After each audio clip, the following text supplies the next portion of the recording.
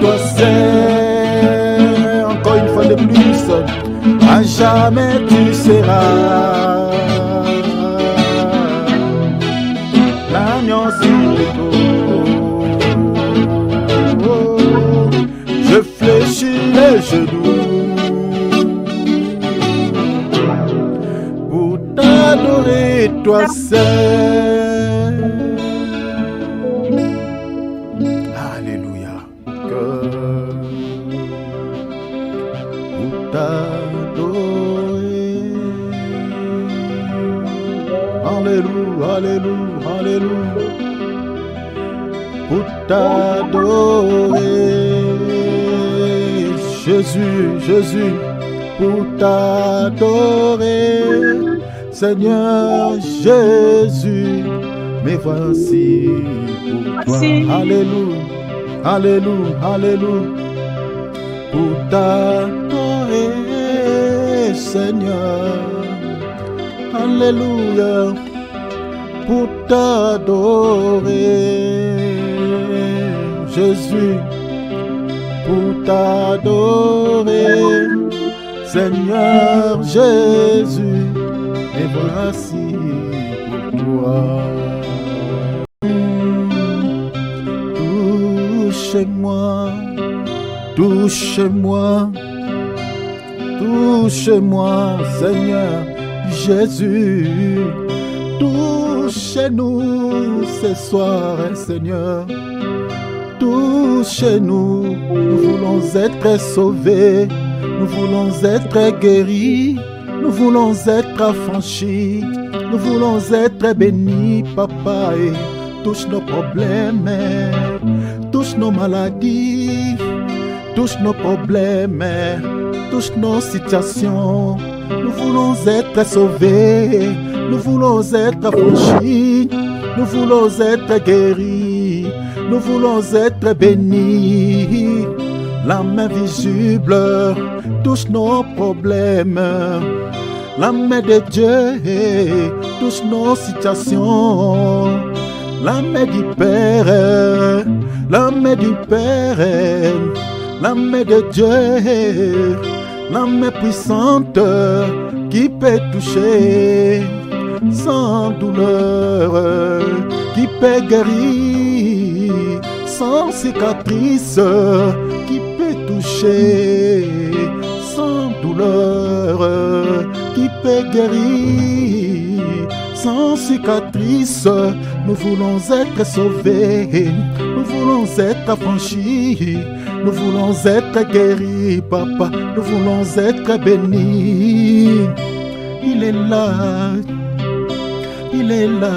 Jésus, il est là, Père, il est là, Jésus, il est là, Jésus, il est là, papa, il est là. Sentons sa présence, Jésus est là. Sentons sa présence, le Père est là.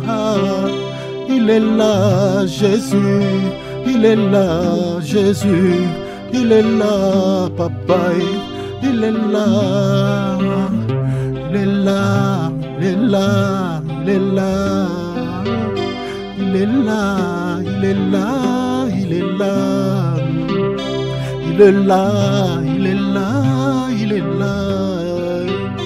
il est là, il est là, il est là. Il est là, il est là, il est là, il est là, il est là, il est là. Sentons sa présence, le Tout-Puissant est là. Et sentons sa présence, Emmanuel est là. Il est là, il est là, il est là, il est là, il est là, il est là. Il est là, il est là, il est là, il est là, il est là, il est là. Sentons sa présence, le Père est là. Alléluia. La Bible dit là où deux, trois sont assemblés en son nom, il est au milieu d'eux. Le Seigneur est là. Nous allons glorifier sa Seigneurie. Tantôt je chante, Seigneur, ta présence dans mon âme. Sois béni, mon Père. Sois béni, mon Papa. Sois béni, les rois des gloires. Sois béni, les rois des gloires. Sois béni, les tout-puissants. Sois béni. Tu m'as pas oublié. Tu m'aimes encore. Tu m'as pas abandonné. Tu m'aimes encore. Tu m'as pas délaissé. Tu m'aimes encore. Tu m'as pas repoussé. Tu m'aimes encore. Jésus t'aime, mon frère. Jésus t'aime, ma sœur. Il ne nous a pas oubliés. Il connaît nos situations. Il connaît nos détresses. Il est avec nous. Il est toujours auprès de nous. Que son Saint-Nom soit béni. Alléluia. Son nom soit sanctifié. Je t'élève. Je t'élève, Jésus, je t'élève. Je t'élève, Papa. Je t'élève. Je t'élève. Je t'élève. Je t'élève. Laisse mon âme te louer. Laisse mon âme t'adorer. Laisse mon âme te glorifier. Alléluia. Je vais exprimer mon désir, c'est lui de t'adorer, mon roi.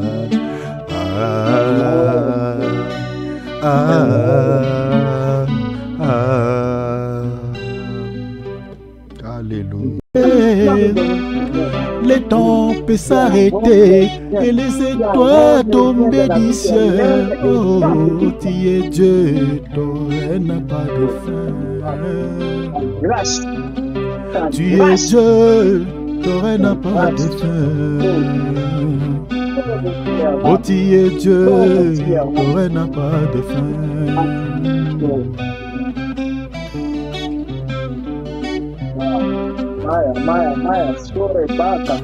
Ozali Nzambe, ozana sukate, Papa. Ozali Nzambe, ozana sukate, oh.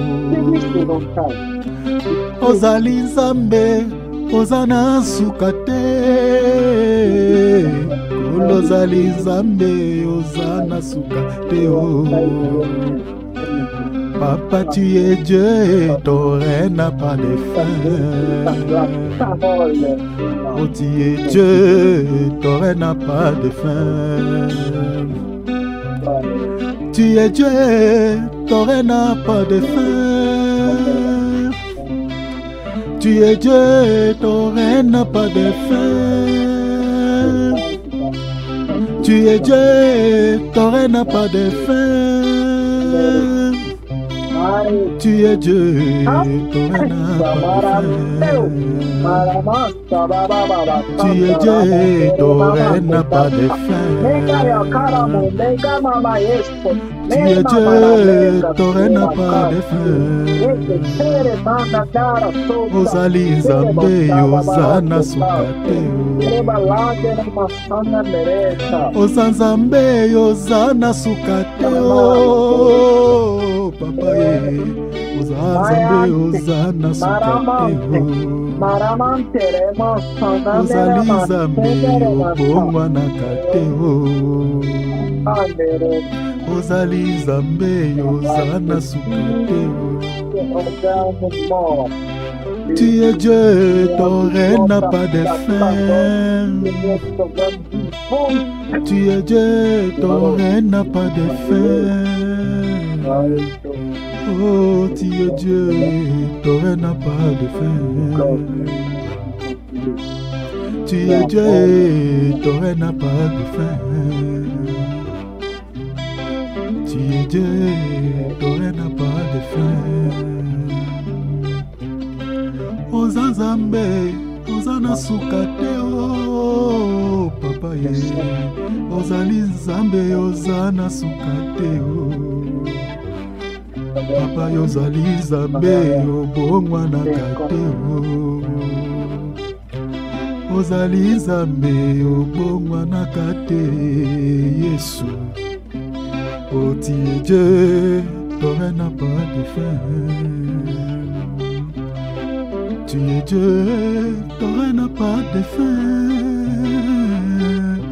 Oh, tu es Dieu, ton règne n'a pas de fin. Ozanzambe, Ozana Sukate. Ozanzambe, Ozana Sukate. Seigneur, je remets cette exhortation entre tes saintes mains. Parle à ton peuple qui est connecté via ce programme. Parle-nous, Seigneur. Je te prie, Seigneur, via cette exhortation que nous soyons édifiés. Via cette exhortation, Seigneur, que nos cœurs soient consolés. Au travers de cette exhortation, Seigneur, que nos vies soient délivrées. Mettons nos micros, Maman Jolie, mets ton micro en mode silencieux. Gloire à Dieu. Nous continuons, je crois qu'aujourd'hui, par la grâce de Dieu, peut-être on mettra un point virgule sur cette thématique que nous avions commencé il y a quasiment plusieurs mois. Voilà, et nous sommes aujourd'hui au 40e numéro, hein? Donc au numéro 40. Donc je crois que nous allons mettre un point virgule peut-être aujourd'hui, et puis par la grâce de Dieu, aujourd'hui c'est le mercredi, c'est le lundi. Donc, le mercredi, par la grâce de Dieu, on parlera d'un autre sujet. Donc, on se laissera guider par le Saint-Esprit. Et sur le fait, on touchera par autre chose. Donc, vous le découvrirez ensemble avec moi-même, parce que même moi-même, je ne connais pas. Donc, c'est qu'on va partager mercredi. Alors, aujourd'hui, par la grâce de Dieu, je vais faire un effort. Même si on ne termine pas, on va mettre un point virgule à ce sujet. Alors, suivez-moi ici, très bien, chers enfants de Dieu. Vraiment, je demande votre attention. Voilà, s'il vous plaît. Donc, nous sommes en train de parler sur la quatrième clé, qui est le jeûne. La quatrième clé, c'est le jeûne. C'est le jeûne. C'est le jeûne. Désolé, je veux activer un truc ici. Voilà, c'est fait. Voilà. Nous voulons partager sur, nous sommes en train de parler plutôt sur les jeûnes. Nous sommes en train de dire que le jeûne est une clé indispensable pour qu'une prière soit efficace. Nous avions vu ici tous ensemble, Jésus a donné cet enseignement à ses apôtres parce qu'ils étaient en face d'un esprit qui était puissant, un esprit qui était fort. Les apôtres, cet esprit les a résistés au point qu'ils n'ont pas pu les chasser dans le corps de cet enfant lunatique. Et le père de cet enfant était inquiet parce que son fils n'était pas délivré de ces démons. Et le monsieur est venu se jeter aux pieds du Seigneur. Il a demandé, Seigneur, aie pitié. Je te prie de pouvoir vraiment d'aider mon fils qui est lunatique, qui est possédé par ces démons. Je l'ai amené à tes apôtres, mais ils n'ont pas pu les guérir. Les mêmes apôtres qui chassaient les démons dans Luc 10. Si vous lisez dans Luc 10, à partir, je crois, du verset 17, vous allez voir que, attends, on va lire ça pour que vous compreniez que là-bas, ils n'ont pas pu chasser ces démons. Lisons. Frère David, prends Luc 10. Prenons Luc 10. Hein. J'aime qu'on lise. Hein. C'est bien au lieu de dire comme ça. Je connais les passages, mais j'aimerais qu'on lise parce que c'est tellement bien quand on lit. Lis Luc 10, 17, s'il te plaît, mon frère. Les 70. Les 70 revinrent avec quoi? Avec joie. Continuez, mon frère. Disons, Seigneur, les démons même nous sommes soumis en ton nom. Tu vois ici, les démons même nous sont soumis en ton nom. Vous voyez ici, les démons nous sont soumis en ton nom. Donc vous voyez ici, les apôtres, ils étaient retournés tout en se réjouissant. Pourquoi? Parce que ils ont chassé les démons au nom de Jésus. Ils ont accompli autant de miracles au nom de Jésus. Des maladies qui étaient liées aux forces démoniaques, ces esprits ont quitté le corps de gens. Ils ont accompli tant de miracles et en rentrant vers les maîtres, ils étaient remplis de joie en disant, Seigneur, les esprits nous sont soumis en ton nom. Mais regardez ici dans Matthieu maintenant. Prends Matthieu. Prends Matthieu, bien-aimé David. Prends Matthieu, mon frère. Matthieu quand même. Matthieu chapitre 17, le passage qu'on avait lu hier. Matthieu chapitre 17, verset combien? Prends Matthieu chapitre 17, tu lis le verset 19. Alors les disciples s'approchèrent de Jésus et lui dirent en particulier. Il s'approcha de Jésus et lui dit en particulier, qu'est-ce qu'ils ont dit? Pourquoi n'avons-nous pu chasser ces démons? Ah, vous voyez? Donc ici, ici les esprits, ces démons n'étaient pas soumis aux apôtres. Là-bas, il dit, les esprits nous sont soumis en ton nom. Ils ont essayé ici de chasser ces démons. Mais cet esprit a refusé de se soumettre aux apôtres. Donc c'est pour dire que c'était un esprit têtu. Un esprit qui les a résistés. Vous voyez cela?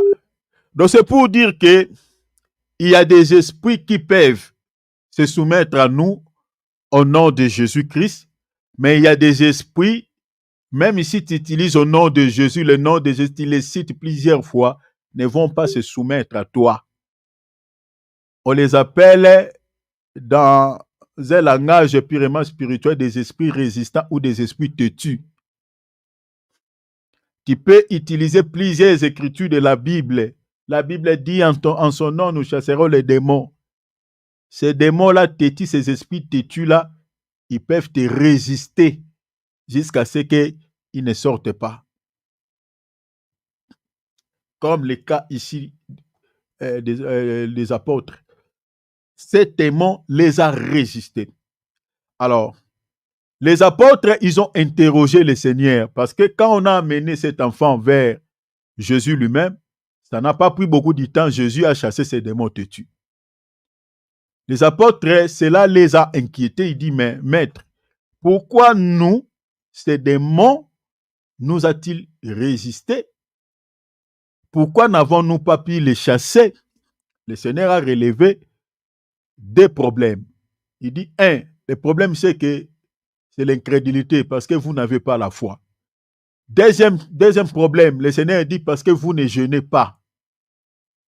La majorité des cas ou des esprits qui nous résistent ou des problèmes qui nous environnent, malgré tout le temps que nous prenons dans la prière, ces démons ne partent pas. Ces soucis continuent toujours à demeurer au milieu de nous. Le problème, c'est que peut-être nous n'avons pas la foi. De deux, peut-être nous jeûnons moins ou nous ne jeûnons pas.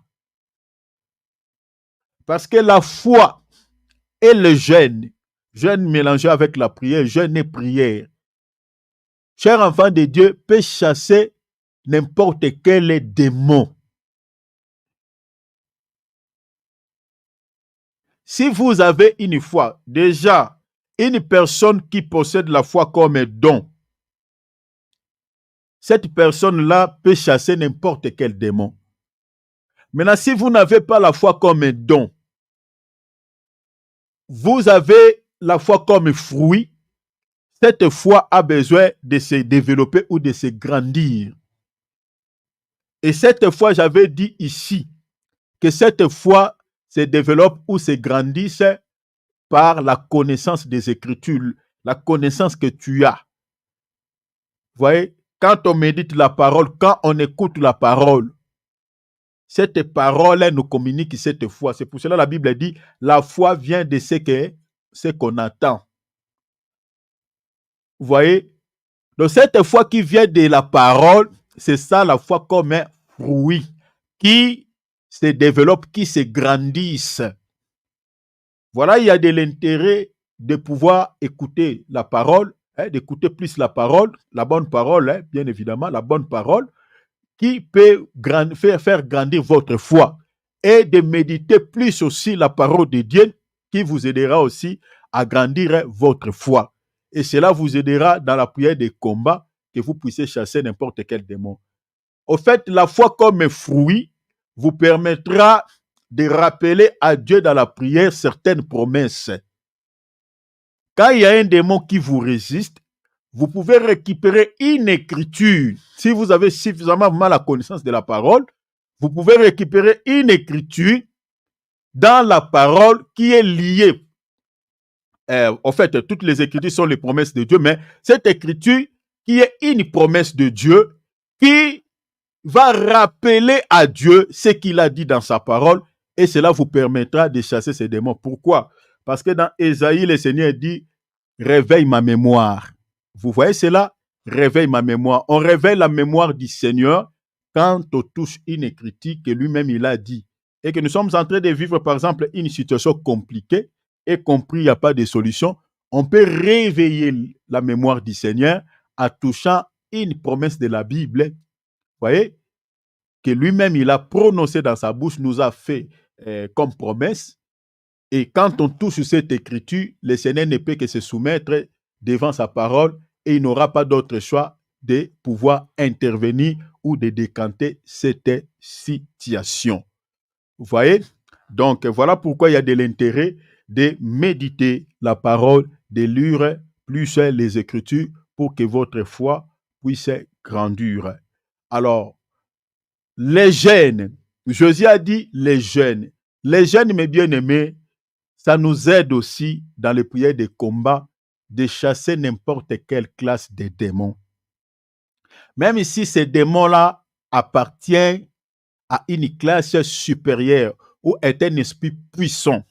Parce que les esprits têtus, ce n'est pas des esprits qui sont inférieurs en puissance, mais ce sont des esprits qui sont supérieurs en puissance. Ils ne résistent pas pour résister, mais ils résistent parce qu'il sait qu'il est fort, il est puissant. Vous voyez, il est fort, il est puissant. Je crois qu'aujourd'hui, je vais vous révéler quelques classes de démons avant de toucher d'autres aspects d'autres aspects dans les Écritures par rapport à ce que nous sommes en train de partager. Je vais vous révéler quelques classes de démons pour que vous compreniez que les démons, comme Jésus a dit, ce sont des sortes, ce sont des types, ce sont des classes, ne sont pas pareils. Les esprits se diffèrent. Il y a un démon que tu peux chasser par une simple prière. Tu peux libérer juste une parole. Vous voyez, au nom de Jésus-Christ pacté, les démons-là se soumettent. Vous voyez, obtempèrent et puis ils partent. Mais il y a d'autres esprits, chers enfants de Dieu, tu peux dire au nom de Jésus matin, midi, soir, ils ne partiront jamais. Ils vont vous résister. Souvent, ici, je vais attirer votre attention à quelque chose. Souvent, des esprits qui sont entrés dans nos familles par des alliances, par des contrats. Ces esprits-là, souvent, ce sont des esprits têtus qui résistent. Ce n'est pas des esprits... lisons d'abord une écriture, vous allez comprendre. Frère David, il prend Matthieu chapitre, je crois, 12, verset 44. Vous allez comprendre que tous les démons ne sont pas pareils. Matthieu chapitre 12, prenons le verset 43. Lis jusqu'au verset 45. Allez-y, mon frère. C'est une écriture qui me vient en esprit avant que je dise ce que je vais dire. Allez-y, mon frère. Rapproche-toi un peu du micro. Allez-y.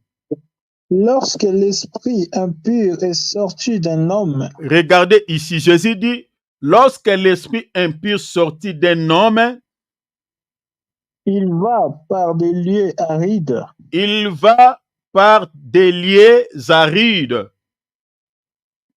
Cherchant du repos. Cherchant du repos. Et il n'en trouve point. Et il n'en trouve point. Maintenant, qu'est-ce qu'il va faire? Alors il dit, Alors, il dit quoi? Je retournerai dans ma maison La d'où maison je suis ici, sorti. c'est la vie de cette personne auquel l'esprit était sorti. Il dit, je vais rentrer dans ce corps. Continuez, mon frère. D'où je suis sorti. Mhm. Et quand il arrive, Et quand il arrive, qu'est-ce qu'il va faire? il la trouve vide, Il la trouve vide, balayée et balayée ornée. et ornée. Maintenant, il va faire quoi? Verset 45. Suivez ici. Hein? Ce qui m'intéresse, c'est le verset 45. Regardez, il dit quoi? Il s'en va. Il et va maintenant retourner. Il s'en va. Et il prend avec lui sept. Il dit, la Bible dit, il va récupérer cet autre esprit. La Bible dit quoi? Plus méchant que lui. Tu peux t'arrêter là. Il dit plus méchant que lui. En d'autres termes, plus fort que lui ou plus puissant que lui. Je ne sais pas si vous avez vu ça. Pourquoi ces démons? Vous voyez que, cher enfant de Dieu, les gens jouent avec les combats spirituels. Hein? Les esprits, les démons ne jouent pas. Hein? Regardez ici l'esprit, il est sorti, il est chassé. Mais il veut encore rentrer dans ses corps. C'est pour cela, ici, nous disons toujours aux gens, quand tu es délivré, tu as reçu la délivrance par l'imposition des mains, par les mains d'un serviteur de Dieu. Il faut garder ta délivrance. On garde la délivrance par la vie de sainteté et puis par une vie de prière équilibrée. C'est comme ça qu'on garde la délivrance. Parce que ici, il dit, il trouve la maison balayée. C'est-à-dire, il n'y a plus de saleté dans ses corps. Si la maison est sale, l'esprit la rentrera parce que la saleté là, c'est ça ce qui va l'attirer. Parce qu'on dit esprit impur, ils aiment l'impureté. C'est-à-dire une personne qui a le péché dans son cœur, qui a l'impureté. L'impureté là, c'est comme une merde sur ta jambe qui va attirer les mouches. Vous voyez, c'est ça le péché dans la vie d'une personne qui attire les démons. Vous savez, si tu veux attirer les mouches sur ton corps, prenez seulement ce qui les attire. Excusez le terme, prends seulement une merde, mets sur ton corps. Et tu verras que les mouches viendront toutes seules. Maintenant, ce qui attire les démons vers la vie d'une personne, c'est l'impureté, c'est le péché. Voilà pourquoi on les appelle l'esprit impur qui aime l'impureté, qui aime là où il y a la saleté, le péché. Une personne qui vit dans l'impudicité, il peut être possédé par d'autres esprits. Une personne qui demeure dans l'adultère, c'est-à-dire, quand je dis l'impudicité, c'est-à-dire tu vis avec une femme que tu n'as pas mariée. C'est ça l'impudicité. L'adultère, tu sors avec une femme, tu es marié, mais tu trompes ta femme, ou tu trompes ton mari. Tu sors avec d'autres partenaires. Ça, c'est l'adultère. Vous voyez? Donc, tu vis dans les vols, dans les mensonges. C'est-à-dire, tout péché, en gros, selon Galates chapitre 5, verset 19, attire les esprits impurs. Vous voyez cela? Alors, quand tu es délivré, il faut maintenant mener une vie de sainteté. S'il arrive que tu fais une chute, tout ce que tu vas faire, tu dois rapidement se réparer parce que les esprits ne sont pas des omniscients pour qu'ils sachent que tu as péché et qu'ils retournent directement dans ton corps. Non. C'est-à-dire, une fois péché, il faut te sanctifier. Vous voyez, réparer directement ces péchés, revenant à l'état propre pour que les esprits ne puissent pas avoir l'accès dans ta vie. On avait vu tous ensemble ici dans Ephésiens 4, 26 à 27. La Bible dit, quand tu te mets en colère, ne pêche pas. Pourquoi? N'en donnez pas l'accès au diable. Donc vous comprenez que les péchés donnent l'accès à Satan. Vous voyez cela? Ephésiens 4, 26 à 27. Donc c'est-à-dire, il faut fermer les portes d'entrée pour ne pas permettre à Satan et aux démons, vous voyez, de pénétrer votre vie. Alors regardez ici, pour que vous compreniez que tous les démons, vous comprenez, ne sont pas des mêmes classes. Ici, le Seigneur dit, quand l'esprit vient et qui n'a pas la possibilité de pénétrer le corps d'une personne, il va aller chercher les autres esprits qui sont plus méchants, d'autres termes, mais plus puissants que lui. Vous voyez, pour pouvoir entrer dans la chair humaine. Vous voyez cela? Cher enfant d'aider, le combat spirituel est réel. Hein? Regardez l'enseignement que le Seigneur donne. Le Seigneur connaît même les modes opératoires des esprits. Ils savent comment ils opèrent. Donc, s'ils savent qu'il y a un démon qui n'est pas puissant, ils peuvent l'aider. Ils entrent dans un corps, vous voyez, avec lui. Donc, il y a des esprits qui demandent aussi les secours. Donc, quand un démon se sent ici, ça chauffe. Il peut aller faire recours aux esprits plus puissants que lui. Et pour ça, vous allez voir que quelqu'un qui a fait des temps et des temps dans le Seigneur, qui n'a jamais fait une chute. Mais un des 4 matins comme ça, vous allez entendre, ah, ce serviteur-là, il est tombé dans l'adultère, il est tombé dans l'impudicité. Donc, c'est-à-dire, il y avait un démon d'impudicité qui les cherchait, et l'esprit là ne trouvait pas une porte. Il est allé récupérer les esprits plus puissants que lui pour venir faire tomber quoi? Ses serviteurs de Dieu. C'est comme ça les esprits opèrent. Ça, c'est leur mode opératoire que le Seigneur nous révèle ici. Ils opèrent comme ça. S'il sait qu'il est faible, parce que je vous avais dit ici, il y a des esprits. Quand je parle des esprits, je parle des anges. Parce que les anges sont des esprits. Les anges qui sont devenus aujourd'hui des démons, des anges déchus, ils sont aussi des classes. Comme je suis en train de dire, il y a des esprits qui sont inférieurs en puissance et des esprits qui sont supérieurs en puissance. Maintenant, ceux qui sont inférieurs en puissance, souvent, ce sont des esprits qu'on appelle, nous avons souvent, on appelle communément des esprits de contrôle ou des esprits de suivi. Vous voyez, ces esprits-là, c'est comme ça qu'ils fonctionnent. C'est des esprits de contrôle. Ils travaillent plus avec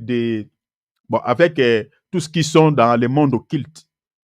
Ce sont des esprits qui diffusent des informations de la vie des gens. Et ils ne sont pas forts, ils ne sont pas puissants. En fait, ce sont des esprits messagers. Donc, le rôle que les Gabriel jouent, le diable aussi, il a des anges déchus qui jouent le même rôle. On les appelle des esprits de contrôle, des esprits de suivi. Il y a d'autres esprits qui servent comme des caméras. Quand on parle brûler des caméras qui sont dans votre maison, tout ça, ce n'est pas des caméras comme caméras physiques, mais c'est un démon dans votre maison. Lui, il ne te touche pas.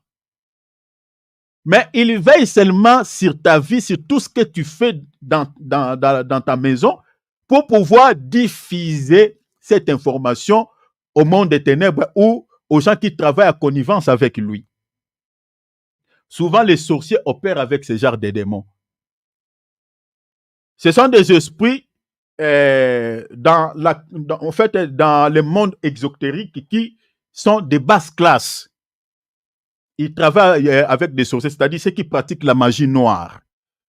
Ils opèrent avec eux. Lui, dans les combats, vous ne le verrez pas. Il est là juste pour informer. Voilà pourquoi vous allez remarquer même dans le monde de la magie noire ou de sorcellerie, là-bas, vous allez voir plus, ils cherchent tout. Si vous voyez quelqu'un qui aime souvent suivre la vie des gens, il veut, c'est-à-dire quand vous êtes en train de rencontrer quelque chose, il veut savoir les moindres détails. C'est pas bon.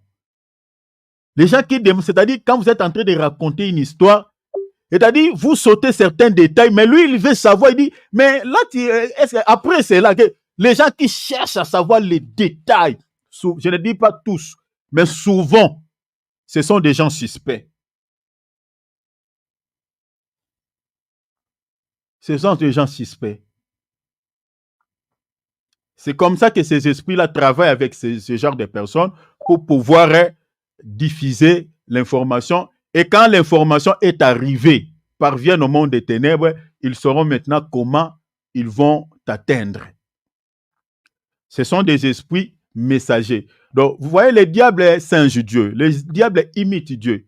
Cher enfant de Dieu, Dieu, il a des anges messagers. On avait vu ici, Daniel, il y avait un ange messager qui venait, qui apportait une révélation à Daniel. Un message à Daniel. Mais cet ange-là, comme il n'est pas un ange de combat, il est un ange, au fait, qui appartient à une classe inférieure. Il a été bloqué par le chef de Perse. Le chef de Perse, là, c'est un ange de combat. Ce n'était pas un ange, voilà, c'est un ange puissant qui était plus puissant que lui. Il a retenu cet ange porteur du message de Daniel. Donc, les anges messagers peuvent être bloqués par des anges puissants qui travaillent avec le diable. Et souvent, ces anges messagers, Dieu sachant qu'ils peuvent être bloqués, souvent, il y a des archanges qui les accompagnent dans leur mission pour qu'ils ne soient pas bloqués. Si vous lisez Daniel chapitre, l'écriture que je vous avais donnée, Daniel chapitre 10, Daniel 9, Daniel 10, vous allez voir que cet ange a été accompagné par Michael. Lorsqu'il a transmis le message à Daniel, Michael n'était pas parti. Il a entendu cet ange, il devait retourner avec lui au ciel. Lisez bien Daniel 9, Daniel 10, vous allez voir ça. Pour qu'il ne soit pas bloqué par l'esprit qui régnait sur ce territoire. C'est contré. Vous voyez cela? Alors, prenons par exemple quelques cas de figure qu'on retrouve dans la Bible, des anges. Je vais vous montrer quelques classes. Prenons, on va lire quelques textes. Prenons par exemple, nous avons, il y en a trop, mais je vais vous donner quelques-uns. Il y en a trop, il y en a tellement trop, mais quand on parlera sur l'angéologie, là, on touchera vraiment sur les classes des anges et on va expliquer tous les anges qui sont dans la Bible. Nous avons par exemple des chérubins, les anges des chérubins, les classes des chérubins. Les chérubins, ce sont des anges puissants. Sont des anges puissants. Souffrez un peu et puis je vais retourner sur mon sujet, mais je vous révèle d'abord l'importance des jeunes pour que vous compreniez, parce que si vous ne comprenez pas les rôles que les jeunes jouent dans la spiritualité, pourquoi il faut jeûner, et vous n'allez pas trouver cela intéressant, vous voyez, pour pouvoir jeûner. Pourquoi on jeûne? Parce que nous sommes en train d'expliquer les jeunes par rapport aux esprits têtis, par rapport aux esprits qui nous résistent, comme on a vu avec les apôtres dans Matthieu chapitre 17. Et puis dans Matthieu 12, ici, le Seigneur nous révèle qu'il y a des esprits plus méchants que les autres des esprits, c'est-à-dire les esprits plus puissants que les autres. Alors, face à ces esprits, on ne les chasse pas seulement au nom de Jésus, mais il faut associer la prière avec jeûne pour pouvoir mettre hors d'état de nuire les esprits têtis. Alors, les esprits têtis, ici, je nous révèle quelques esprits pour que vous compreniez que les esprits sont des classes. J'ai relevé quelques listes ici. Prenons par exemple, je dis les chérubins. Les chérubins, ce sont des anges puissants. Très, très puissants. Les chérubins, ils ont pas mal de fonctions. Vous les verrez dans la fonction d'adoration. Vous les verrez dans la fonction de combat. Vous les verrez dans la fonction de protection. Et puis, ce sont des anges aussi qui transportent la gloire de Dieu. Je répète, je dis ceci. Les chérubins, ce sont des anges, une classe des anges qui sont supérieurs en puissance. Lisons d'abord une écriture pour que vous compreniez. Prenons 2 Pierre. Bien-aimé David, prends 2 Pierre, chapitre 2, verset 11.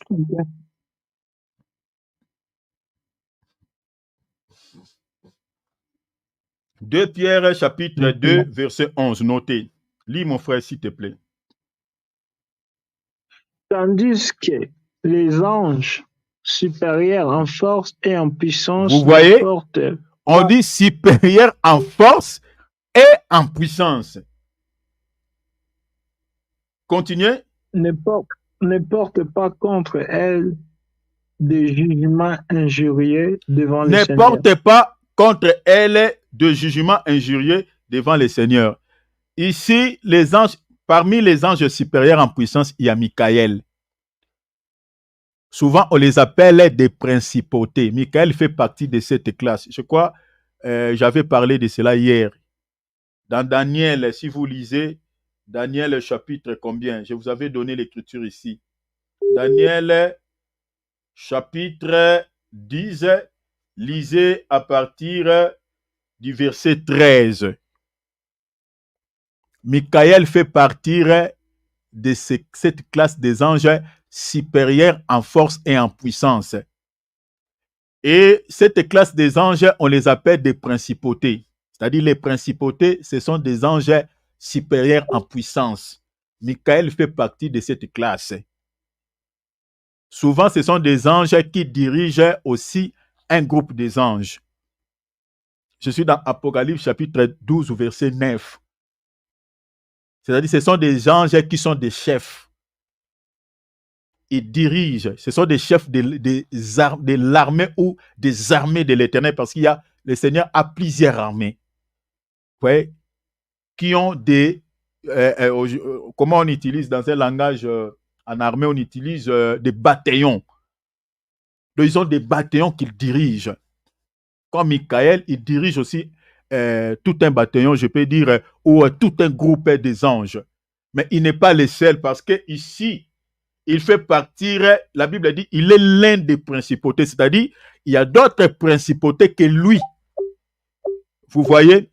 Parce qu'il faut comprendre que Dieu, dans la Bible, nous a révélé seulement les noms, je peux dire, de quelques anges. Nous avons Michael, nous avons Gabriel. Vous voyez? Et puis, les autres anges sont des groupes. Par exemple, des séraphins sont des groupes. Et puis, on parle aussi des chérubins sont des groupes. Mais les noms d'un ange comme ça, un ange, son nom, comme Michael, nous n'avons que deux.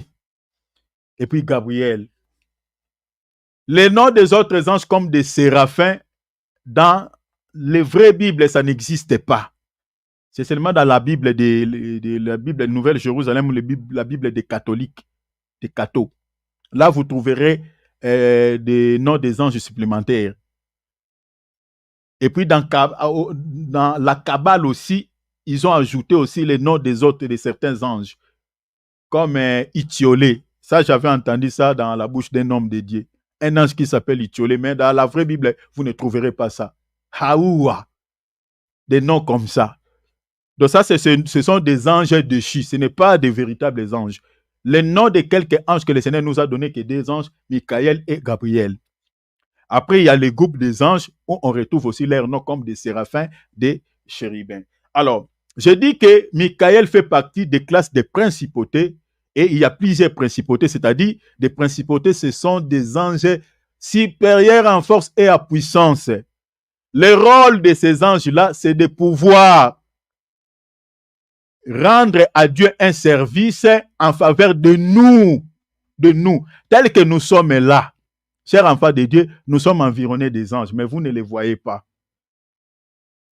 Là où se trouve l'église, je parle de l'église véritable de Dieu.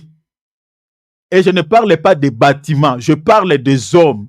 Où se réunissent les enfants de Dieu, il y a toujours l'assistance des anges. Même quand tu pries chez toi, moi, j'ai déjà vu mon ange gardien. Je vous parle au nom de Jésus, je vous prêche, je suis devant le Seigneur. Et ce n'est pas une fois, plus de 3, 4 fois. Donc, tel que je suis là, je sais que je suis protégé par un ange gardien. Je l'ai vu, je connais cet ange avant même que je connaisse le Seigneur. Véritablement, mais je priais déjà. J'étais encore un enfant. Pour la première fois, j'ai vu mon ange gardien. Je me rappelle que j'étais malade et je dormais dans la chambre de mon père. Je l'ai vu avec les ailes déployées. Vraiment une créature si merveilleuse. Et la deuxième fois, c'était dans un combat. La troisième fois aussi, c'était dans un combat. La quatrième fois, c'était lorsque j'avais réussi un coup à l'église. J'avais réussi une attaque à l'église. Cette attaque, vraiment, c'était une attaque mortelle. J'avais partagé même ce témoignage un tout petit peu avec mon frère David. Vous voyez, plus de 4 fois, même dépassé. C'est-à-dire, tel que tu es là, si tu es un chrétien, tu sais que tu marches dans une vie de sainteté. Chaque chrétien dans ce monde a un ange gardien. Parce que les anges sont plus nombreux que nous. Si vous lisez les livres d'Apocalypse, sont des myriades et des myriades. Nous, dans ce monde, on est presque à peu près 7 milliards. Mais les anges sont tellement nombreux, tellement nombreux, tellement nombreux. Donc, tel que tu es là, sache que quand tu te promènes, il y a un ange qui veille sur toi. Alors, déjà, vous connaissez Psaume combien? Psaume combien? Psaume 38 combien? Psaume 8, je crois. La Bible dit, l'ange de l'Éternel campe autour de ceux qui les craignent et les arrache au danger. Vous connaissez ce psaume, non? Oui. Campe autour de ceux qui les craignent, de ceux qui les craignent. Qui craignent Dieu? C'est nous. Campe autour de ceux qui les craignent. C'est-à-dire, tout enfant de Dieu qui marche dans la crainte de notre Seigneur, il y a un ange qui veille sur sa vie. Quand tu dors, tu ne dors pas seul. Parce que selon Hébreux chapitre combien? Je vous avais donné l'écriture. Selon Hébreux 1, verset 13 à 14, la Bible dit, ce sont des esprits au service de Dieu, envoyés pour exercer un ministère en faveur de ceux qui doivent hériter du salut. Ceux qui doivent hériter le salut, c'est nous. C'est pour ça que vous voyez qu'il y a l'intérêt de marcher dans la crainte du nom du Seigneur. Une personne qui n'a pas la crainte du nom du Seigneur, il n'est pas protégé. Ton ange gardien va fuir. Ce qui va le faire fuir, c'est la saleté. Parce qu'il ne supporte pas l'impureté. Les anges saints. Parce que ce sont des créatures qui se nourrissent de la sainteté. Ils aiment la sainteté. Si tu vis dans une vie de pureté, ton ange gardien sera toujours à côté de toi. Mais si tu veux le faire fuir, menez seulement une vie de saleté. Parce que la Bible dit, l'ange de l'Éternel campe autour de ceux qui les craignent. Craignent, il y a crainte. Qui les craignent, c'est-à-dire ceux qui marchent dans la crainte de notre Seigneur, ceux qui mènent une vie de justice, ceux qui mènent une vie de sainteté. Il y a un ange qui veille sur eux. Il dit, campe autour de ceux qui les arrache au danger. Quand il y a un danger, cet ange-là, il est là pour arracher tous les dangers. J'avais vu une vidéo sur la toile. Vous pouvez regarder cela même sur YouTube. Un papa, c'était une vidéo, c'était la caméra cachée. Une caméra cachée qu'on avait mis dans une boulevard. Vous savez, ici en Europe, il y a des caméras. Même en Kinshasa, j'ai vu, on a placé des caméras dans des boulevards. Et c'était dans un boulevard. Et pendant la nuit, un papa, je ne sais pas, il venait d'où? Il avait une charge c'était, je ne sais pas si c'est une voiture, vous voyez des motos où il y a une chariot derrière qui a des 2 pneus, je ne sais comment on appelle ça. Hein? Donc, devant, il y avait, c'est la moto, mais derrière, il y avait un chariot qui a 2 pneus. Et c'était chargé. Et le papa là traversait le rond-point. C'était un boulevard qui avait 4 routes. Au fait, il y avait un rond-point, vous voyez, donc un boulevard qui était en forme de croix, si vous voulez. Et le monsieur venait de l'autre côté pour traverser le boulevard. Maintenant, il y avait un véhicule qui venait maintenant, donc c'est-à-dire si le monsieur venait du nord, un véhicule qui venait de l'est et qui passait à grande vitesse, qui n'avait pas aperçu ce monsieur. Pendant que le monsieur traverse, c'est une vidéo réelle. Je dis, regardez ça sur YouTube, c'est une vidéo qui était répandue sur la toile, donc tout le monde avait vu cette vidéo. Le monsieur traversait et la voiture là a ramassé ses papas avec ses chariots. Mais pendant que la voiture arrivait avec une grande vitesse, pendant que le chauffeur cherchait à réduire la vitesse, cher enfant de Dieu, il y avait une forte lumière qui était venue avant que la voiture puisse toucher ses papas. qui a récupéré ses papas avec, je peux dire, prenons seulement sa voiture et l'a placé de l'autre bord. Maintenant, les chauffeurs n'avaient pas vu cette lumière, les papas n'avaient pas vu cette lumière, et cette lumière qui a récupéré ses papas l'a placé de l'autre bord. Quand la lumière récupère ses papas, là où il a déposé ses papas, ça devient directement un homme. Cher enfant de Dieu, une vidéo réelle, c'était la caméra cachée.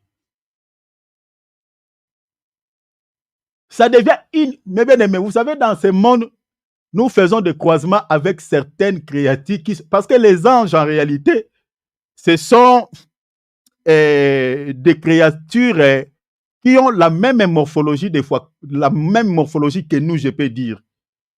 C'est-à-dire, les images qu'on montre les anges avec des ailes, en tout cas, moi, je doute fort. Bien que dans une vision, j'ai déjà vu un ange avec des ailes, mais selon les Écritures, quand on lit, on présente des anges comme étant des créatures comme nous. Lisez Juge 13, lisez même Genèse chapitre 25. Qui ont la même apparence comme nous, mais sauf que ils ont des corps incorruptibles. Ils n'ont pas besoin de manger la nourriture physique que nous mangeons, mais nous avons les mêmes morphologies, en fait, les mêmes images. Donc là où il a déposé ces messieurs, directement cette image, cette lumière devient tout un homme, bien habillé. Et puis lorsqu'il a déposé ces messieurs, il commence à marcher vite, et puis il a disparu. Je vous dis, regardez cette vidéo sur YouTube, vous allez voir ça. Ça existe. Tapez seulement l'apparition d'un ange qui a sauvé un monsieur dans un accident. Tapez juste comme ça. Ou les apparitions des anges. Ou les anges capturés par des caméras cachées. Ou un ange capturé par la caméra cachée, vous allez voir. Vous tomberez sur cette vidéo. C'est une image réelle. C'était une caméra cachée. Des caméras qu'on place dans des boulevards. Ils existent. Quand la Bible dit que l'ange de l'Éternel campe autour de ceux qui les craignent, mes bien-aimés, la Bible ne ment pas. Ne ment pas. Elle les arrache au danger. Vous voyez comment cet ange, il a délivré ses papas de ces dangers. Et ces papas-là, ils n'avaient pas vu cet ange. Vous savez, il y a eu des accidents où certaines personnes, ils ont témoigné, ils disent, mais moi, je ne sais pas. Quand il y a eu l'accident, moi, je me retrouve directement à côté. Mais il y a d'autres personnes qui sont mortes. Ce qu'il a pris, qu'il a jeté de l'autre bord, lui n'a pas vu ça. Il y a des gens qui sont sauvés comme ça des accidents. Qui sont sauvés comme ça. Donc, les anges, mes bien-aimés, comme la Bible dit dans l'Épître aux Hébreux, ils exercent un ministère en faveur des saints. Tel que moi je suis là, mes bien-aimés, je n'ai peur de rien. Je n'ai pas peur de Satan, de Dieu. Même toi, beaucoup des enfants de Dieu, parce que les enfants de Dieu, beaucoup ne sont pas enseignés. C'est un enfant de Dieu, quand on se promène, quand on dort pas seul. On dort pas seul.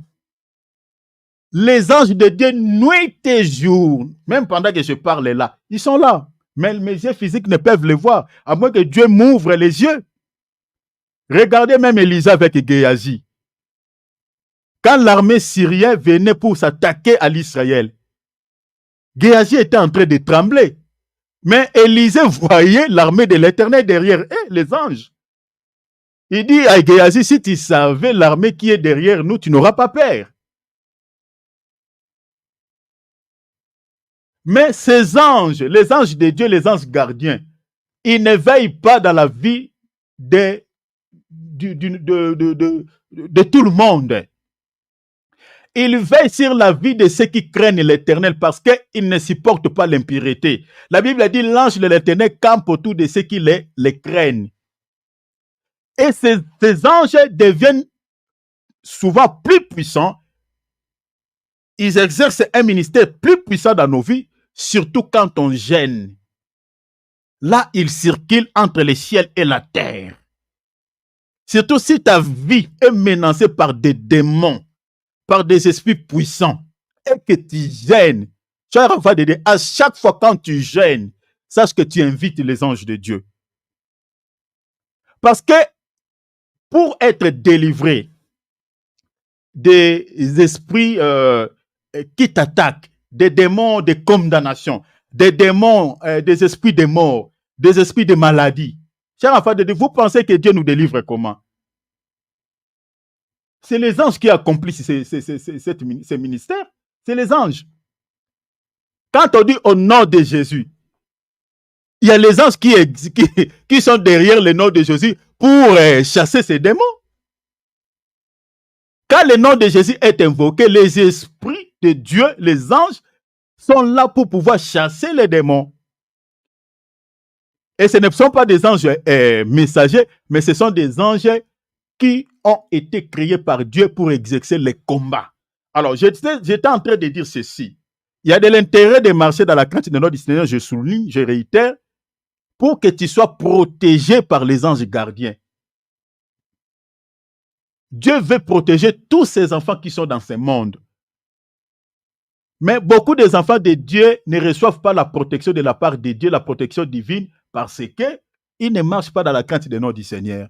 Vous voyez l'importance de mener une vie de sainteté. Ce n'est pas pour l'intérêt de Dieu, mais c'est pour notre propre intérêt. Alors, j'ai dit que les chérubins exercent plusieurs ministères. Vous les verrez dans l'adoration, vous les verrez dans les combats, vous les verrez sur le trône de Dieu parce qu'ils transportent aussi la gloire de Dieu. Vous les verrez aussi dans les domaines de sécurité. Ils nous protègent aussi. Je donne les Écritures. Prenons par exemple, vous allez voir que les chérubins transportent la gloire de Dieu. Souffrez un peu, on va lire. Hein? On va lire parce que je vais terminer aujourd'hui. Psaume chapitre... non, avant de lire Psaume, j'aimerais d'abord qu'on lise... Prenons par exemple les chérubins comme des anges protecteurs. Prenons Genèse chapitre 3, verset 24. Je dis que les chérubins exercent aussi la protection, c'est-à-dire ils exercent aussi un ministère pour sécuriser les enfants de Dieu ou sécuriser l'Église de Dieu. Ils travaillent aussi dans ce domaine de protéger les enfants de Dieu ou de protéger l'Église du Seigneur. Prenons par exemple Genèse chapitre 3, verset 24. Lisez mon frère David. C'est ainsi qu'il chassa Adam. C'est ainsi qu'il chassa Adam et il mit à l'orient quoi? Du jardin d'Éden? Ouais. Les chérubins qui... Vous voyez, c'est au pluriel. Il mit les chérubins. Qu'est-ce qu'il jouait comme rôle? La Bible dit agiter une plaie flamboyante, bien que ces choses sont prophétiques, mais nous ne sommes pas là aujourd'hui, nous sommes dans l'exhortation. On dit quoi? Pour garder en d'autres termes, pour protéger les chemins de l'arbre de vie. Vous voyez? Donc, il travaille aussi dans la protection. Vous voyez? Il protège aussi. Maintenant, pour que vous compreniez, le diable faisait partie de cette classe de chérubins au ciel. C'est lui qui détenait les sceaux de la personne, c'est-à-dire qui détenait les sceaux, qui jouait le rôle d'un ange protecteur. J'aimerais qu'on lise d'abord ça et puis vous allez comprendre. Prenons Ézéchiel chapitre 28, verset 14. Rapidement, mon frère David, et puis on va sauter, on va lire les versets 16. Vous allez voir ça noir sur blanc. Donc, le diable faisait partie de cette classe. Il était un chérubin protecteur. Donc, les chérubins travaillent aussi dans la protection. Comme on a vu dans les jardins d'Éden, ils étaient là pour pouvoir protéger l'arbre. Vous voyez, le chemin de l'arbre de vie. Ici, le diable comme chérubin, il était aussi un ange protecteur. Lis mon frère. Ézéchiel 28, 14, et puis tu vas lire 16. Allez-y. 14, 16, ok. Ouais, tu étais un chérubin protecteur. Vous voyez, déployé. Si vous commencez à partir du verset 11 ou 12, vous allez voir qu'on parle de Satan. On parle du diable lors de sa chute, le jour où l'iniquité s'est trouvée dans son cœur. Maintenant, j'ai pris les versets en chemin, parce que si on fait une longue lecture, ça nous prendra du temps. La Bible a dit, tu étais un chérubin qui protecteur. Vous comprenez? On dit quoi? Continuez. Aux ailes déployées. Aux ailes déployées. Je t'avais placé et tu étais sur la montagne sainte. Voyez? Il était à la montagne sainte de Dieu. On dit quoi? Tu marchais au milieu des pierres étincelantes. Voilà, lis directement le verset 16. Par la grandeur de ton commerce. Par la grandeur de ton commerce, tu as été rempli de violence. Continuez. Et tu as péché. Et tu as péché. Voyez? Continuez. Je t'ai précipité de la montagne de Dieu. Il a été précipité de la montagne de Dieu. Ce verset est en relation avec Apocalypse chapitre 12, verset 9. Je t'ai précipité de la montagne de Dieu. La montagne dans la Bible, quand on dit la montagne de Dieu, c'est le ciel. Je suis dans Apocalypse chapitre 21. Quand on parle de la montagne de Dieu, c'est le ciel. Vous voyez, c'est ça. Alors, précipité de la montagne de Dieu, c'est-à-dire il a été précipité du ciel. Et puis on dit quoi? Et je t'ai fait disparaître. Je t'ai fait disparaître quoi? Chérubin protecteur. Vous voyez? Du milieu. Donc le diable faisait partie des classes des chérubins. Il était un chérubin protecteur. Donc quand vous voyez le Seigneur envoie des chérubins pour protéger les chérubins, donc leur rôle aussi c'est de protéger. Vous voyez? Alors ici, les chérubins aussi protègent les enfants de Dieu. Les chérubins protègent aussi les enfants de Dieu. Ils protègent aussi les chrétiens. Parce que les anges ont été créés pour pouvoir jouer ce rôle, chers enfants de Dieu. Ils protègent les enfants de Dieu. Et ce sont des anges, je dis, que très, très puissants. Des chérubins très puissants. Très puissants. On continue, on s'attelle toujours sur les chérubins. Maintenant, ici, vous allez voir les chérubins dans les domaines des combats. Donc, ils ne protègent pas seulement parce que quand vous placez quelqu'un dans la sécurité, prenons même dans la Bible dit, la nature elle-même ne vous enseigne-t-elle pas? Quand vous mettez quelqu'un pour pouvoir sécuriser peut-être une société ou une famille, la personne là doit être forte. Lorsque l'ennemi se présentera, il cherchera à tenter de pouvoir pénétrer la société. Celui qui sécurise, qui est censé de sécuriser cette famille, il faut qu'il soit fort pour pouvoir neutraliser, anéantir cet ennemi. Donc, les chérubins ici jouent le rôle de protéger. Mais vous allez voir aussi, on les retrouve aussi dans les combats. Je prends le cas de figure de Satan. Avant qu'il soit Satan, il était l'ange de lumière. Un chérubin propre, saint. Il était dans la sécurité, dans la protection. Il était un ange qui était là pour protéger. Mais on le voit aussi dans les combats. Lisez Apocalypse, lisez d'abord Apocalypse chapitre 12. Lis Apocalypse chapitre 12. Lis les versets 7. Lis les versets 7 et 9. 8 et 9.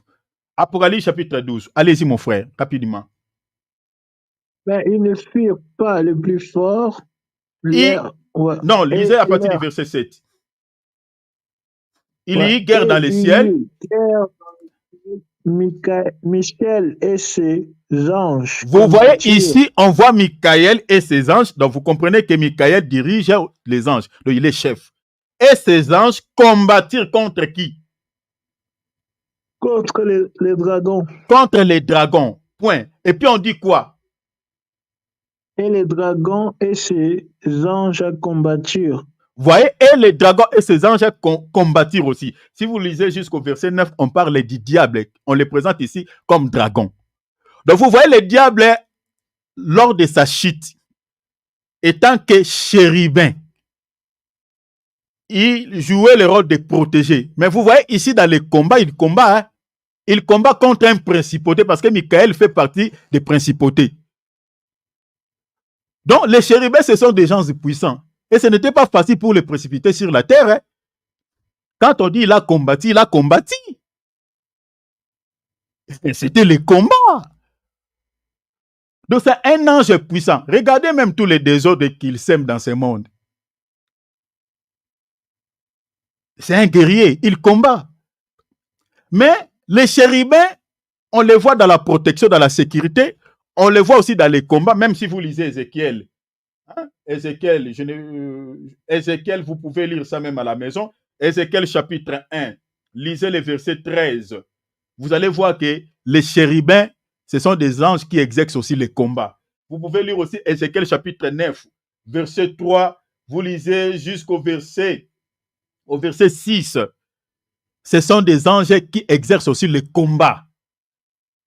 Dans Ézéchiel ici, leur apparence, leurs aspects, c'est comme du feu. Or, les feux dans la Bible parlent du jugement. Ce sont des anges qui exercent le jugement. Vous voyez, quand il y a un ça ne va pas, ce sont ces anges-là que Dieu envoie pour exercer son jugement. Même quand on parle des trompettes là-bas, les anges qui jugeront la terre, ce sont des chérubins. Parce que ce sont des anges qui exercent le jugement de Dieu. Parce que la manière dont Dieu les a créés, ils ont l'apparence du feu. Et les séraphins aussi, ils ont les mêmes apparences. Ici, je suis dans Ésaïe, chapitre 6, lisez à partir du verset 2. Les anges qui ont la couleur du feu, ce sont des anges qui sont supérieurs en puissance, qui exercent le jugement de Dieu. Alors, ici, on voit les chérubins dans les combats. Mais j'ai dit aussi que ce sont des anges qui transportent la gloire de Dieu. Prenons Psaume chapitre 18, lis rapidement Psaume chapitre 18, verset 10. Ceux qui notez Psaume chapitre 18, verset 10. Notez aussi Psaume chapitre 91, verset 1er. Notez aussi 2 Samuel chapitre 22, verset 11 à 12. Vous allez voir que ici, les chérubins transportent la gloire de Dieu. Ce sont des anges qui encerclent le trône de Dieu. Déjà, les anges qui sont proches de Dieu, qui entourent, qui environnent le trône de Dieu, mes bien-aimés, ce ne sont pas des anges qui sont inférieurs en puissance. Et non. Ils voient la face de Dieu nuit et jour. Ils transportent la gloire de Dieu. Même dans les temples, là où se trouvait la gloire de Dieu, on avait placé des chérubins. La gloire de Dieu était posée sur ces chérubins. Et personne ne pouvait entrer là-bas. Si vous osez d'entrer là-bas, vous allez mourir. Et c'était les sacrificateurs qui étaient censés d'entrer là-bas. Les souverains sacrificateurs. Lis mon frère, pour les bien-aimés. Ouais. Il abaissa les cieux et il descendit. Il y avait une épaisse nuée sous ses pieds. Lis le verset 11 parce que ça, des fois, ça diffère. Lis le verset 11 rapidement. Ouais, il était monté sur un chérubin. Il était monté sur un chérubin. Qui ça, c'est l'Éternel. Et il volait. Il planait sur les ailes du vent. Donc, le vent ici, c'est l'ange. Quand on parle du vent, les anges sont des vents. Hébreux chapitre 1er, verset 7. Il a fait de ces anges des vents. Donc, il volait sur les ailes du vent. Donc, le vent ici dont on parlait, c'est ces chérubins. Le Seigneur, sa gloire. Même vous lisez Psaume chapitre 91, 99, verset 1, même 2 Samuel chapitre 22, verset. Ici, on dit, il est monté sur un chérubin et il volait et il paraissait sur les ailes du vent. Dans Psaume 91, verset 1, on dit, l'Éternel règne sur le peuple, règne, le peuple tremble. Il est assis sur les chérubins. La terre chancelle. Il est assis sur les chérubins. Il s'assied sur les chérubins. C'est ça même l'image des chérubins dans les temples. C'est là où la gloire de Dieu s'est posée. Ça, c'est le deuxième travail que les chérubins, la troisième fonction des chérubins. Ils transportent aussi la gloire de Dieu. On les voit dans la sécurité, on les voit dans les combats, on les voit aussi, les anges qui entourent le trône de Dieu qui transportent sa gloire. Mais on les voit aussi dans l'adoration. Dans l'adoration. Regardez par exemple ici. Prenons par exemple Apocalypse chapitre 4. Apocalypse chapitre 4, si vous lisez le verset 6, le verset 8, le verset 9, vous allez voir là-bas, ils sont en train d'adorer. On ne lit pas pour gagner du temps. Ils adorent. Mais à part les chérubins, nous avons aussi des séraphins. Vous voyez, Des séraphins aussi, c'est une autre classe des anges. Alors, ce sont des anges supérieurs en puissance. À part les séraphins, nous avons des principautés, comme je viens de dire. Michael fait partie de cette classe selon les livres de Daniel. Alors, je dis que ce sont des anges supérieurs en puissance. Mais regardez, je suis allé là-bas pour nous dire ceci. Quand le diable était précipité sur la terre, il était descendu avec un tiers des anges. J'avais tantôt dit que si Dieu avait 9 anges, le diable est descendu avec 3 anges, Dieu est resté avec 6 anges. Comprenez? Donc le diable était descendu aussi avec des principautés, avec des séraphins, avec des chérubins. Donc, c'est-à-dire, quand on parle des démons qui sont des anges déchus, il y a aussi ces classes. Il y a des chérubins, il y a des séraphins, il y a des autorités, il y a des dominations, il y a des trônes, il y a des dignités. Tout ça, ce sont des classes des anges. Maintenant, des anges qui sont des autorités, ce sont des anges supérieurs en puissance. Maintenant, quand vous êtes en train, par exemple, de faire un service de délivrance et que vous êtes en face de cet ange, cher enfant de Dieu, un simple nom de Jésus, une simple prière, ils ne partiront pas. Ils ne partiront pas. Jésus lui-même, il a dit dans Matthieu 12, il y a des anges qui sont inférieurs à puissance. Quand ils essaient d'entrer dans la vie d'une personne et qu'ils n'arrivent pas, ils retournent pour aller faire allégeance aux esprits plus puissants que eux. Or, les esprits plus puissants que eux, ce sont des principautés, des séraphins, des chérubins, des autorités, des dominations. Quand ils arrivent dans la vie d'un chrétien, si ce chrétien-là n'a pas la vie de gêne, ils peuvent renverser ces chrétiens-là. Et pour cela, vous allez voir aujourd'hui, il y a pas mal de chrétiens qui plairent. Pas mal de chrétiens qui plairent. Beaucoup. Ils ont des situations compliquées, ils ont des problèmes un peu très, très compliqués. Si vous vérifiez, vous priez, vous allez voir que ces chrétiens-là prient. Ils prient le Seigneur, mais leurs vies ne sont pas délivrées. Pourquoi? Peut-être ces chrétiens-là, les esprits qui les attaquent ou qui ont possédé leur vie ou qui bloquent leur vie, ce sont des esprits puissants. Et de tels esprits, vous ne pouvez les vaincre que par des jeûnes et prières. Par les jeûnes et prières. Si vous n'avez pas la vie de jeûne et prière, vous ne pouvez jamais vaincre ce genre de démons. Jamais. Vous êtes en face d'un séraphin. Vous êtes en face d'un démon qui est de cette classe ou de principauté. Si vous n'avez pas la vie de jeûne et prière, comment vous allez les vaincre? Impossible. Impossible. C'est pour cela que Jésus a dit, cette sorte, les sortes là, c'est ça ce que je vous ai montré ici. Des principautés, tout ça. Quand il siège la vie d'un homme, il bloque la vie d'une personne par une maladie. Il bloque la vie d'une personne par la stérilité. Cher enfant de Dieu, il faut jeûner. Voilà pourquoi il y a de l'intérêt. Il y a de l'intérêt, cher enfant de Dieu, de pouvoir mener une vie de prière associée, liée avec le jeûne. Avec le jeûne. Pour que votre prière soit efficace face à de telles entités. Les anges de Dieu sont là à notre service pour nous secourir. Quand on jeûne, cela permet aux anges de pouvoir circuler entre nous et le ciel. Regardez Daniel.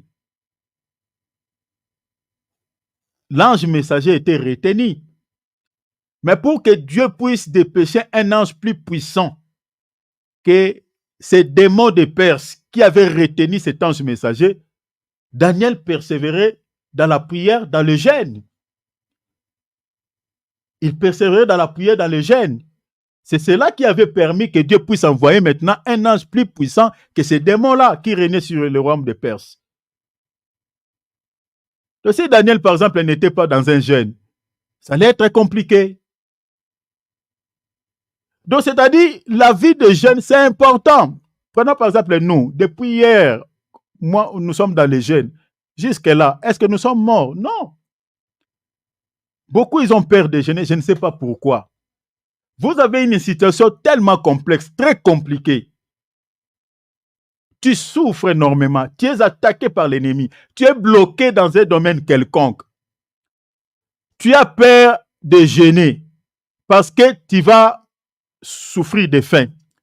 Mais la souffrance de cette faim-là que tu auras est la souffrance que le diable t'impose. Quelle est la souffrance qui est bonne? Quelle est la souffrance qui peut t'apporter un résultat positif? C'est la souffrance des jeûnes. Quand on jeûne, on sent faim. Tout le monde, on sent faim. Quand on jeûne, on sent faim. Tous, on sent faim. Mais cette souffrance-là que j'aurai quand je jeûne, c'est une souffrance qui va m'accorder un bon résultat à la fin. Au lieu de continuer à souffrir, voilà, tu as peur de jeûner, tu as une situation qui te complique. Toi-même, tu sais que ça, ce n'est pas clair, il y a des influences vraiment dans ma vie. Accepter de souffrir dans le jeûne pour que cette souffrance imposée par l'ennemi puisse te quitter. Mais si tu as peur de jeûner, tu ne veux pas souffrir dans le jeûne, eh bien, tu continueras à souffrir par les esprits là. Donc, comprenez qu'il y a de l'intérêt, chers enfants de Dieu, de jeûner pour permettre aux anges de circuler entre nous et le ciel, pour permettre aux anges d'exercer un ministère puissant dans nos vies, pour que nos vies soient délivrées. Moi, j'ai dit déjà à ma femme ici, on a un programme de jeûne. Si Dieu le permet, ça sera de 3 jours ou d'1 semaine. Toute la famille, avant la fin de cette année, par la grâce de Dieu. Vous ne pouvez pas continuer à boire depuis que cette année a commencé. Tu ne fais que manger, tu ne fais que manger, tu ne fais que boire. Tu ne jeûnes pas. Et tu veux être puissant sur les plans spirituels. Par quel bâton magique? Tu veux vaincre les réclamations de votre famille. Tu veux vaincre voilà, la sorcellerie de votre famille. Par quel bâton magique? Est-ce que tu sais les esprits qui travaillent avec les sorciers de votre famille? Tu les connais? S'ils travaillent par exemple avec des principautés, s'ils travaillent par exemple avec des autorités, toi tu penses qu'avec des simples prières là que tu vas vaincre ces esprits-là? Non. Non. Non. Voilà pourquoi il y a certains chrétiens, malgré sa présence, les sorciers continuent à régner, continuent à opérer. Parce qu'ils savent que lui, il prie seulement par la protection que Dieu lui a donnée. Mais il n'a aucune puissance. Ils savent. Si tu veux être puissant, lis ta prière avec des jeûnes. Et si tu commences à jeûner, s'il y a des sorciers dans la maison où tu habites, s'il y a des gens mauvais dans la parcelle où tu habites, tu verras que ces gens-là ne seront plus en paix. Ils vont commencer à te créer quelques soucis. Les gens qui t'aimaient, qui étaient gentils avec toi, tu verras qu'ils vont commencer, sans problème, hein, ils vont commencer à te détester. Souvent, les sorciers sont comme ça. S'ils se sentent dérangés et que les esprits qui travaillent avec eux n'arrivent plus à travailler parce que toi, tu pries, tu gênes, tu verras même cela pendant la journée, ça va se manifester. Ça va se manifester. Je vous parle en guise de l'expérience. Ouais. Et c'est cela, vous allez voir. Alors, je m'arrête ici. Donc, j'ai laissé beaucoup de choses. On met un point virgule ici. Je clôture pour dire ceci. On ne gêne pas pour gêner. Toutes les personnes dans la Bible qui ont gêné, ils ont gêné pour une cause. Ils ont gêné pour une cause. Vous allez voir, par exemple, David, il a gêné. Dans 2 Samuel chapitre 12, verset 15, il avait gêné parce que son enfant était malade. David s'est engagé en jeûne et prière pour implorer la faveur de Dieu. Cela veut dire que quand on est malade, ou il y a quelqu'un qui est malade, vous pouvez aussi jeûner et faire la prière pour que cette personne soit délivrée. On peut aussi jeûner quand on veut effectuer un voyage. Prenons par exemple Esdras chapitre 8, verset 21. Vous allez voir ici Esdras avec tous les enfants d'Israël, ils avaient gêné pour que le Seigneur puisse les accompagner dans leur voyage. On peut gêner aussi quand il y a un malheur, il y a un souci quelconque ou un problème qui vous dérange. Prenons par exemple Néhémie chapitre 1, verset 3 jusqu'au verset 4. Vous allez voir ici, à cause de ces malheurs qui étaient au sein d'Israël, Jérémie avait gêné. Quand il y a un malheur dans votre vie ou dans votre famille, vous pouvez aussi associer votre prière dans les jeûnes. On peut gêner aussi quand il y a peut-être vous avez besoin d'un travail ou vous avez besoin, je ne sais pas quoi encore. On peut gêner. C'est-à-dire quand il y a moindre souci dans votre vie, vous pouvez lier votre prière au jeûne pour que le Seigneur puisse déverser sa grâce sur vous afin que vous puissiez trouver un résultat positif, que vous puissiez trouver la solution par rapport à ces problématiques. Donc, on gêne pour plusieurs raisons. Comme je vous ai donné tous ces passages de la Bible. Vous connaissez aussi les jeûnes d'Esther. Parce qu'il y avait la mort.